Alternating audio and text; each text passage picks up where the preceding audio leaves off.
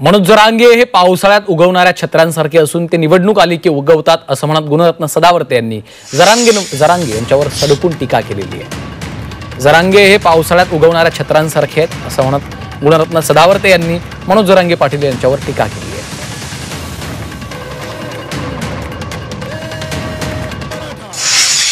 जरंगे आहे की नाही, हे जरंगे आहे ना, पावसाळ्यामध्ये काही उगवत असते माहिती आहे तुम्हाला, छत्र्या म्हणतात।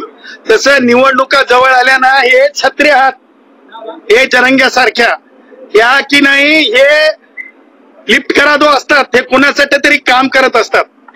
जरंग्याला मीच गुणरत्न सदावर्ते जयश्री पाटील होत की मुंबईच्या शिवेमध्ये येऊ दिलं नव्हतं।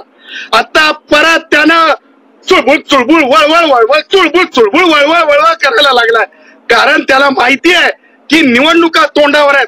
निवडणुका तोंडावर असताना तुम्हाला सांगतो कायदेशीर मुसक्या बांधल्या जातील।